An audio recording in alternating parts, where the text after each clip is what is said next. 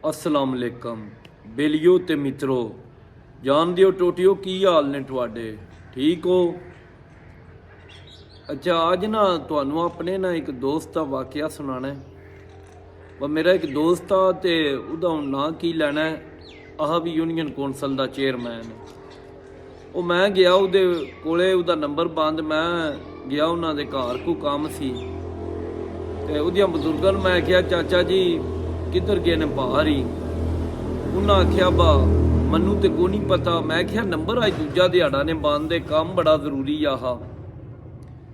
वो कहते ने बा पता नहीं मनु सुबह निकल गया रोज़ सुबह निकल जाता शामी। मैं आख्या चाचा जी को मुड़िया की कैद सूरत भी रखी दी है। उन्हें आख्या पुत्र घोड़ा चंगा भजदा होवे ना तो इं वागा नहीं छिकी दियां उन्होंने खुले मैदान दिओ खुलियां वागा सू। मैं क्या जी चलो ठीक है। वो कोना राबता होया फिर कुछ दिहाड़े 8-10 पे मनु जिन्होंने बंदियां का काम आ उन्हें फिर सोड़ियां कर लिया। मैं गया मैं चाचा जी किधर गए न बाहर ही अरे को नहीं पता। मैं क्या चाचा जी थोड़ी जी कैद रखा करो। उन्हें आख्या तैनू बचिया अगे एक बारी समझाया बा घोड़ा सही भजदा होवे ते उहदियां वागा नहीं छिकी दियां वगदियां दांदां नूं कदे नहीं किसे सोटी मारी। मुड़ा जे सही भजदा है ते उन्हूं भजण दे तैनूं के मसला है हो जांदा काम काम होंदे रहिंदे ने पैंदे रहिंदे ने एडी सोड़ नहीं करी दी। ओ खैर मैं चुप कर गया। हुण ओ मेरे दोस्त दे मेरे भी ओडे ही बजुर्ग आए एहतराम दी थां है। मैं चुप करके ते आ गया पिछां चाह पानी लैके।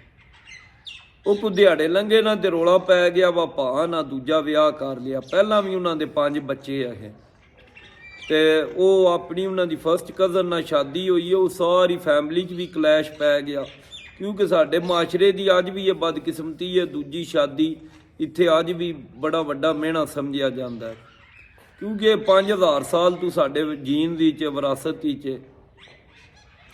वो खैर मैं गया मैं क्या चाचा जी बा मैं तुहानू दसिया ना बा घोड़े दियां वागा एडियां खुलियां नहीं छड्डी दियां बा घोड़ा दूजियां दी फसल उजाड़न लाग पवे। वो ना इतनी देर नूं नौकर चाह लैके भी आ गया ते चाचे ना भी खुंडी सीधी उन्हें आख्या वो तो उठ फलानिया हटी गया। एक तो साडा काम बड़ा गुम गया तैनू तो मैं अपना पुत्र समझदा मनु दिया तू हौसला अफजाई देंदा तू भी मेहने कुमेहने देन आ गया। वो मैं क्या चाचा जी मेरे तुसी बजुर्ग हो मनु भावें था मार छड़ो मेरी कोई याद नहीं। मेरी छड़ी ये अरज है अपनिया घोड़ियां दे लगाम उन्हां दे रस्से थोड़े जे इतने होने चाहिए ने ब कम से कम किसी नाल आंढी गवांढी शरीफ आदमी की फसल ना उजाड़न।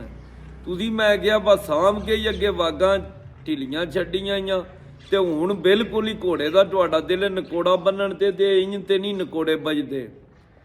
ते लिहाजा मकसद ये गल करन दा अपने जेडे बच्चे शादीशुदा भी हैं उन्होंने दे भी थोड़ी जी ना नज़र रखनी चाहिए है बा ये घोड़ा आंढियां गवांढियां की फसल ना उजाड़े। अपना काम नाल काम रखे अपनी खुरली ते जे पट्ठे आने तो ही पिया खाए आंढ गवांढ ना मूँह मारे। ते इहदे नाल इजाजत दिओ रब राखा अल्लाह हाफिज़।